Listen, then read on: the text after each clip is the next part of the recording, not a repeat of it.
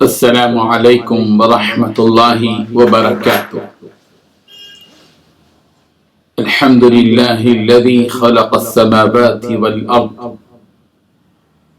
وجعل الظلمات والنور والصلاة والسلام على سید المرسلین محمد وآلہ وصحبہ اجمعین، اما بعد۔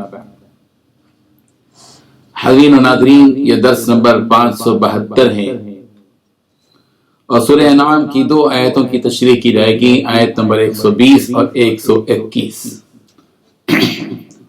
سب سے پہلے ہم ان 2 آیتوں کی تلاوت کرتے ہیں، لفظی ترجمے اور ترجمے کے بعد اس کی تشریح کرتے ہیں۔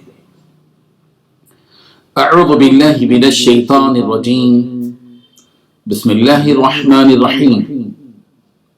وَذَرُوا ظَاهِرَ الْإِثْمِ وَبَاطِنَهُ إِنَّ الَّذِينَ يَكْسِبُونَ الْإِثْمَ سيجزون بما كانوا يقترفون ولا تأكلوا مما لم يذكر اسم الله عليه وإنه لفسق وإن الشياطين ليوحون إلى أوليائهم ليجادلوكم وإن أطعتموهم إنكم لمشركون صدق الله العظيم۔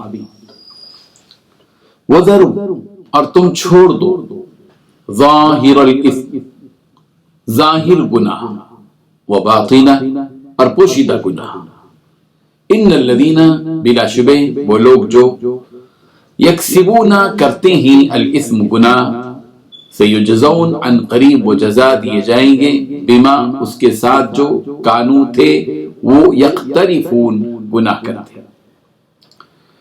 ولا تأکلوا، اور تم مت کھاؤ، مما اس جانور میں سے کہ لم یذکر کہ ذکر نہ کیا گیا، اسم اللہ اللہ کا نام، علیہ اس پر، وَإِنَّهُ اور یقیناً یہ کھانا، لفسق البتہ فسق ہے، وَإِنَّ الشَّيَاطِينَ اور بے شک شیاطین، لیوحون شبہات ڈالتے ہیں، إِلَىٰ أَوْلِيَائِهِمْ اپنے دوستوں کی طرف، لِيُجَادِلُوكُمْ تاکہ وہ تم سے جھگڑا کریں، وَإِنْ اور اگر أَطَعْتُمُوهُمْ تم نے ان کی اطاعت کی، انکم تو یقیناً تم، لمشرکون مشرک ہو جاؤ گے۔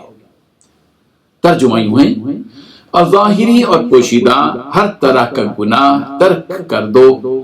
جو لوگ گناہ کرتے ہیں وہ یقین وعن قریب اپنے کیے کی سزا پائیں گے، اور جس چیز پر اللہ کا نام نہ لیا جائے اسے مت کھاؤ کہ اس کا کھانا گناہ ہے، اور شیطان لوگ اپنے رفیقوں کے دلوں میں یہ بات ڈالتے ہیں کہ تم سے جھگڑا کریں، اور اگر تم لوگ ان کے کہے پر چلے تو بے شک تم بھی مشرک ہو۔ ان 2 آیتوں میں 5 باتیں بتائی گئی ہیں۔ پہلی بات، تم ظاہری اور باطنی دونوں قسم کے گناہ چھوڑ دو۔ دوسری بات، یقیناً جو لوگ گناہ کماتے ہیں انہیں ان تمام جرائم کی جلد ہی سزا ملے گی جن کا وہ ارتکاب کیا کرتے تھے۔ تیسری بات، جس جانور پر اللہ کا نام نہ لیا گیا ہو اس میں سے مت کھاؤ، اور ایسا کرنا سخت گناہ ہے۔ چوتھی بات، مسلمانوں شیاطین اپنے دوستوں کو ورغلاتے رہتے ہیں تاکہ وہ تم سے بحث کریں۔ پانچویں بات، اگر تم نے ان کی بات مان لی تو تم یقیناً مشرک ہو جاؤ گے۔ بزرگان محترم، گناہ 2 قسم کے ہوتے ہیں، ایک تو ظاہری گناہ اور ایک ہے باطنی گناہ۔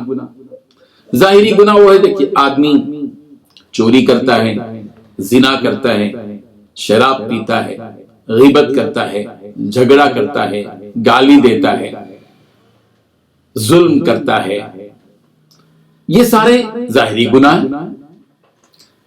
اور کچھ باطنی گناہ ہوتے ہیں، اندر آدمی کرتا ہے، خلوت میں گناہ کچھ کرتا ہے، یہ بھی مراد ہے۔ اور باطنی گناہ سے وہ گناہ بھی مراد ہیں جو نظر نہیں آتے۔ آدمی حسد کرتا ہے، نظر نہیں آتا مگر حسد کرتا ہے، وہ بھی گناہ۔ بغض رکھتا ہے کسی کے بارے میں، کسی کے بارے میں دل میں کینہ رکھتا ہے، غرور کرتا ہے، دوسروں کی تکلیف پر دل میں خوش ہوتا ہے، یہ وہ گناہ ہیں جو باطنی ہیں۔ اللہ تبارک و تعالیٰ نے دونوں قسم کے گناہوں کے سلسلے میں یہ حکم دیا، وَذَرُوا اور چھوڑ دو، ظاہر الاسم و باطنہ، ظاہر الاسم و باطنہ، ظاہر گناہ کو بھی چھوڑ دو، باطن گناہ کو بھی چھوڑ دو۔ عموماً ہوتا ہے کہ آدمی لوگوں کے ڈر سے ظاہری گناہ تو چھوڑ دیتا ہے جو ظاہر گناہ ہے، لیکن باطنی طور پر گناہ کرتا ہے، جلوت کے گناہوں سے بچ جاتا ہے، خلوت کے گناہ میں مبتلا ہو جاتا ہے، اور یہ سمجھتا ہے کہ اس کو تو دیکھ کوئی نہیں رہا ہے۔ اگر کوئی دیکھ نہیں رہا ہے تو رب ذوالجلال تو دیکھ رہا ہے، جو زمین اور آسمان کا خالق اور مالک ہے۔ اسی لیے اللہ تبارک و تعالیٰ نے فرمایا وَذَرُوا ظَاهِرَ الْإِثْمِ وَبَاطِنَهُ، کہ ظاہری گناہ کو بھی چھوڑ دو، باطنی گناہ کو بھی چھوڑ دو، اور یہ بات یاد رکھو کہ ان الذین یکسبون الاثم سیجزون بما كانوا یقترفون، جو لوگ گناہ کما رہے ہیں اس دنیا کے اندر، انہیں یہ معلوم ہونا چاہیے کہ اللہ تبارک و تعالیٰ جو کچھ کہ وہ گناہ اس دنیا میں کیا کرتے تھے اس کا بدلہ دیں گے۔ بدلہ دو طرح کا ہوتا ہے، ایک تو بدلہ دنیائی میں اللہ تعالیٰ دے دیتے ہیں، ایک بدلہ ہوتا ہے جو آخرت کے لیے اللہ مؤخر کر کے رکھتے ہیں۔ اگر دنیا میں کسی کے جرم کی سزا فوراً نہیں دی جا رہی ہے تو اس کا ہرگز یہ مطلب نہیں ہے کہ آخرت میں اس کی سزا نہیں دی جائے گی۔ یہ اور بات ہے کہ اللہ تبارک و تعالیٰ غفور الرحیم ہے، معاف کرنے والے ہیں، لیکن اللہ تبارک و تعالیٰ اس گناہ کی سزا تو دے سکتے، امکان ہے۔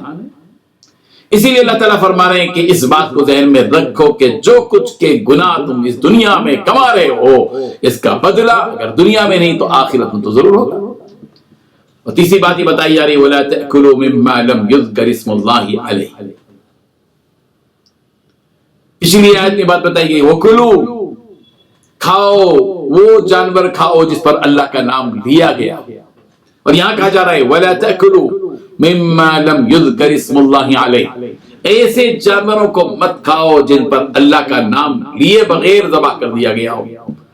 بتوں کے نام پر لوگ مشرکین ذبح کیا کرتے تھے، اللہ کے علاوہ کسی اور کے نام پر ذبح جس جانور کو کیا جاتا ہے وہ حرام، چاہے وہ کسی کی بھی نام پر، غیر اللہ کا نام، اللہ کے علاوہ کسی اور کے نام سے ذبح کرتے وقت کا بسم اللہ اللہ اکبر کے بجائے کسی اور کے نام سے ذبح کیا گیا تو وہ ظاہر بات ہے کہ وہ حرام، اس کو کھایا نہیں جا سکتا۔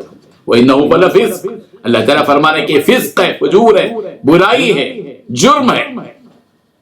اس کے بعد ایک اور بات اللہ تبارک و تعالیٰ بتا رہے ہیں، جیسے کہ پچھلی آیت میں بھی اس کا تذکرہ ہوا کہ فارسی لوگوں نے مکے کے مشرکین کو بہت سی باتوں میں الجھا کر، ان کی پٹی پڑھا کر ان کو حضور اکرم صلی اللہ علیہ وسلم کے بارے میں بعض باتوں کے سلسلے میں بحث کرنے کے لیے بھیجا۔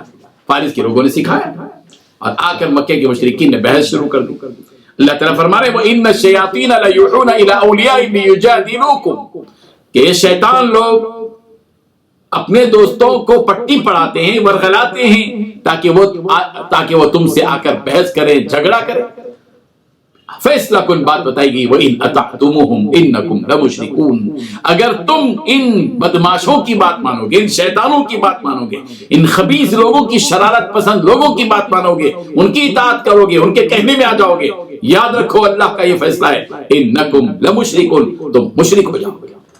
اللہ تبارک و تعالیٰ ہم سب کو ان باتوں پر غور کرنے کی اور ظاہری اور باطنی گناہ چھوڑنے کی اور اللہ کے علاوہ کسی اور کے نام پر ذبح کیے ہوئے جانوروں کے کھانے سے اللہ تعالیٰ ہم سب کی حفاظت فرمائے۔ وآخر دعوانا ان الحمد للہ لا الہ الا اللہ۔